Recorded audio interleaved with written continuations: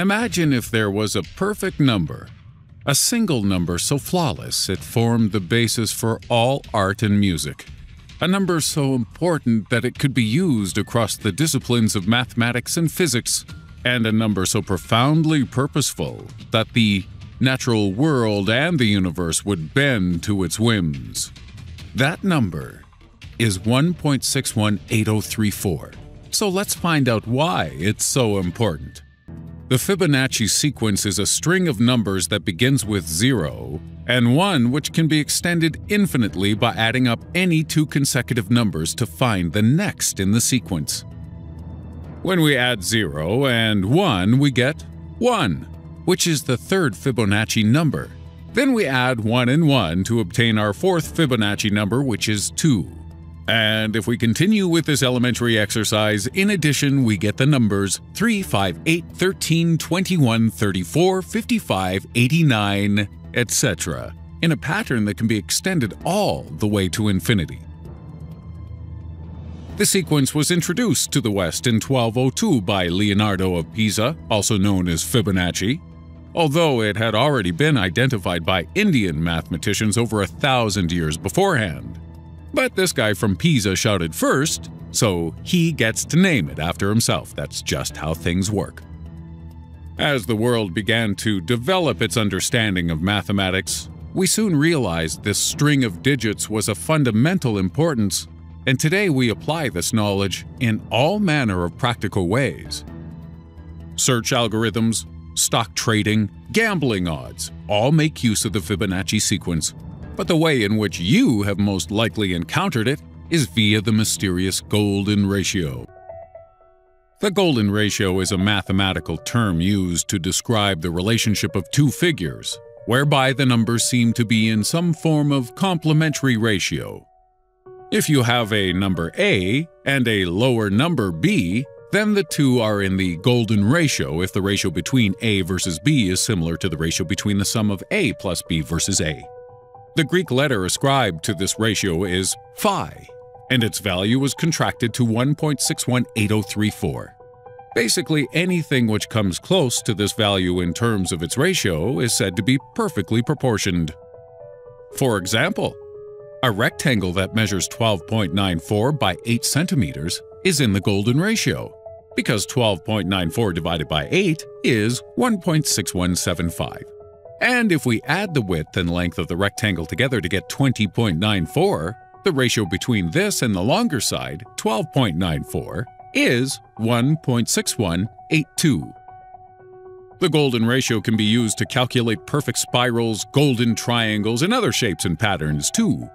The golden ratio has fascinated the world's most knowledgeable people for millennia since its discovery, and we have seen its influence in some of the finest works mankind has ever produced. Plato's study into the golden ratio was used in the designs of the Parthenon. The Egyptians displayed it in the planning and construction of the pyramids, and the likes of the Taj Mahal, Notre Dame, and the Great Mosque of Kairouan were also built according to this important mathematical law.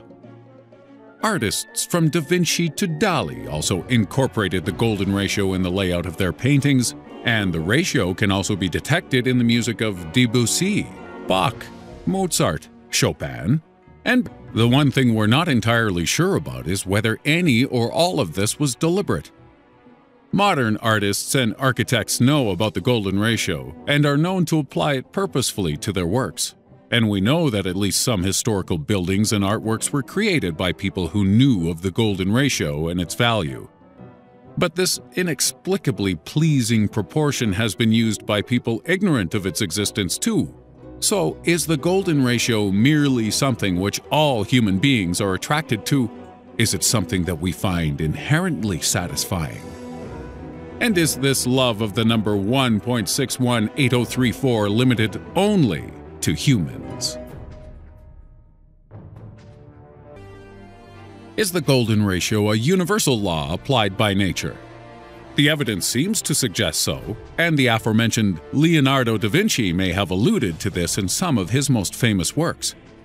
Die Divine Proporzioni was a mathematical textbook illustrated by da Vinci in 1498, and in both this and his drawing of the Vitruvian Man, he points out examples of the golden ratio found within the human body. Psychologists have also noted that people whose facial, body, and bone structures adhere to the golden ratio are often deemed to be more attractive than their non-proportional counterparts. And if you'd like to pause the video to go measure your face right now, we totally understand. But you might want to hold on a second, because the most shocking example of the golden ratio within human beings is far more interesting. Did you know that the golden ratio even applies to our DNA? It's true, as both our double helix spirals and the composition of a single DNA molecule both seem to have been made in accordance with the divine proportion of the golden ratio. And it's not just humans either, as we've seen the ratio demonstrated in the shells of snails, the number of petals in a flower, and the arrangement of individual seeds within seed heads. Pine cones, tree branches, and root systems also follow the golden ratio, as do some forms of algae and the bodies of certain animals. Some creatures even live according to the golden ratio, with honeybee colonies known to maintain a ratio of males to females at 1 to 1.618. So, is this ratio evidence that nature has been somehow designed? Was everything on Earth created by a god or advanced extraterrestrial race to adhere to a certain number?